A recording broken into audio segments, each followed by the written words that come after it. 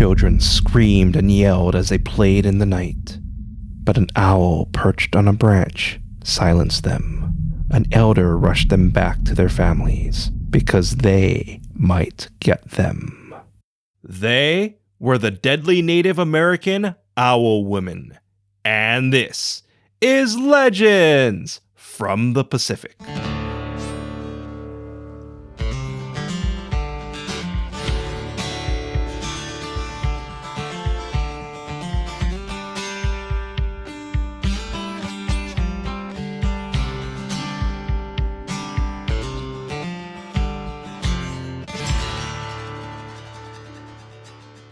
Aloha, and thank you for joining us.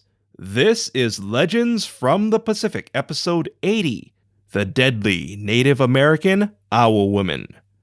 I am Kamuala Kaneshiro, a native Hawaiian professional writer, speaker, and Comic-Con panelist with extensive film and television experience. I study mythology, I've encountered unusual things, and I'm a geek.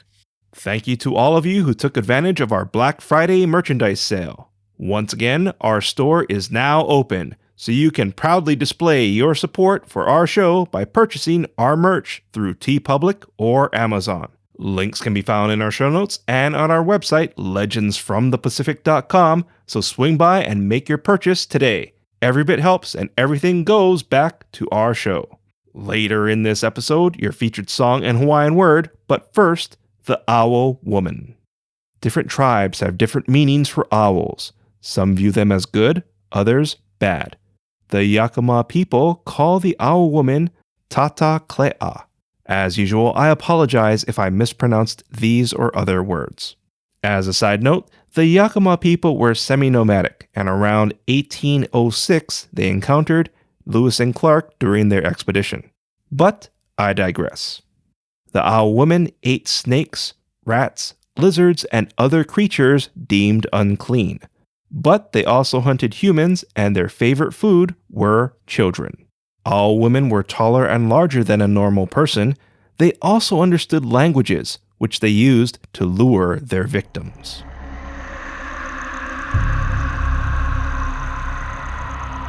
The following is a Legends from the Pacific original story and is based on cultural records.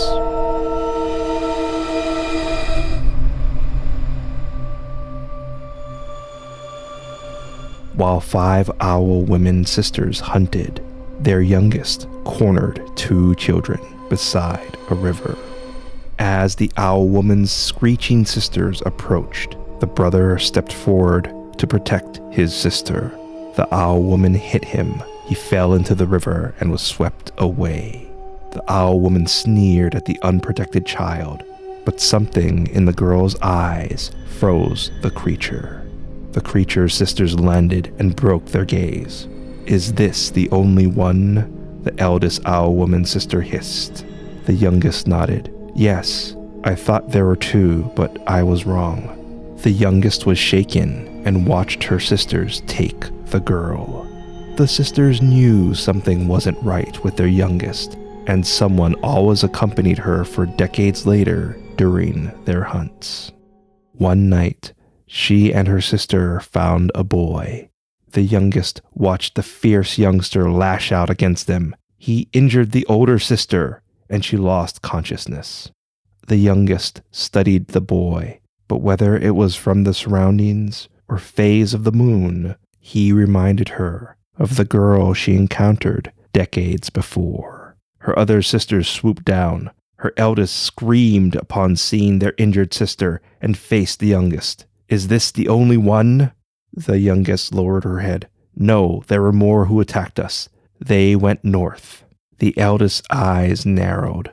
"Are you sure? His clothes match a southern tribe, and we didn't see anyone." "Then your age is affecting you," the youngest said. "They're wanderers with many families. Go north before they meet another tribe." The eldest loomed over her younger sister. "Don't mock my age and experience, which kept us safe for decades. We shall find this tribe and return with 2 children each, while you stay with him and nurse our sister. Use the sleeping root so she'll heal quicker." They left. The youngest kept her sister sedated while trying to raise the boy as her own. She tried teaching him their ways, but he didn't trust her. She frowned. My sisters will kill you if you're not strong enough. I'm trying to help you so you can live with us. But he refused her. Days later, the youngest heard her sisters approaching. I'm sorry. I did my best to help you, but I understand I cannot force this upon you. Swim back to your tribe and don't come this way again. She tossed him into the river and woke her sedated sister. The boy was found by his tribe's hunting party. They didn't believe they'd find him, but their shaman sensed he was still alive. The child was embraced by his parents. They took him to their old shaman, and the boy told him about the owl woman. The boy's words struck the shaman's heart. The shaman frowned. I've received visions of avenging my sister throughout my life. I know what needs to be done. He secluded himself and began a ritual. The youngest greeted her returning sisters. They were shocked to discover their sibling was still bedridden and determined to know what happened to the boy. The youngest stuttered excuses and inched to the mouth of their cave. A tremor rattled beneath them. Energy crackling the air prickled their skin. The eldest sister opened her mouth, and their cave exploded. The youngest sister's flaming body splashed into the river and drifted against the rocks. Her feathers and skin were gone, revealing charred muscle. Water filling her lungs made her cough. Her body quivered as it feebly attempted to stop the water. She could see out of her one good eye, barely on the water's surface.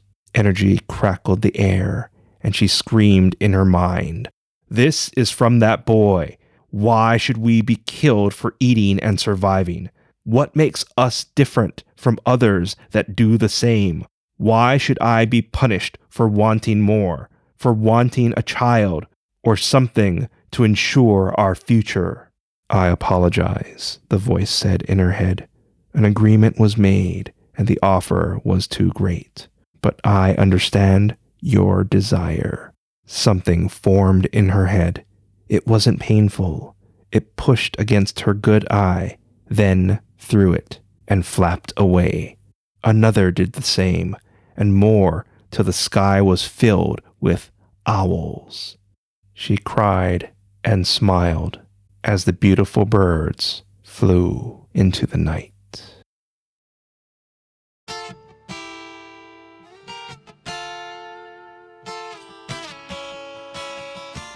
You can support us by getting 2 or 3 of your friends to listen to our show. This simple request goes a long way in helping us grow our show. Today, there are few stories of the owl woman, but they are told to children to keep them from wandering at night, similar to the Bunyip, Baba Yaga, and others in our story gallery. Also, the ritual and entity summoned by the shaman in our closing story is unknown. Some speculate the owl woman's cave explosion could have been explained by volcanic activity. As you know, my owl makua is the pue'o or owl, so I usually feel some connection with owls, though I understand some cultures view them as bad omens or death.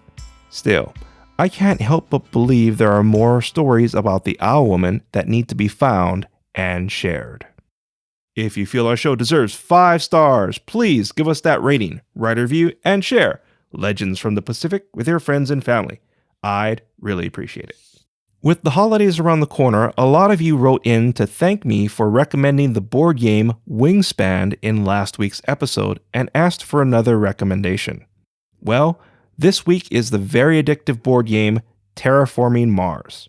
There's an app, but it isn't that good, so stick with the board game, which also has a single-player mode for when you feel like being Matt Damon from The Martian. I know I felt like that while playing the single-player mode. So yes, check out Terraforming Mars. Contact me if you want to know what expansions are good. Please use our Amazon affiliate link in our show notes. Every little bit greatly helps our show. Our theme song is Mystery by Tavana, courtesy of High Sessions. Sound effects are by Sound Effects Factory. Our music coordinator is Matt Duffy, aka DJ TripleBypass. Links and show notes can be found on our website, legendsfromthepacific.com, including a link to your featured song, which is Latch by Simple Souls, courtesy of High Sessions. Legends from the Pacific was written, produced, and edited by me, Kamuela Kaneshiro. I also wrote our original stories. Your featured Hawaiian word is ahi ahi. Ahi ahi means evening. An example of ahi ahi is Alfred Hitchcock would greet you by saying, "Good ahi ahi. I am Alfred Hitchcock."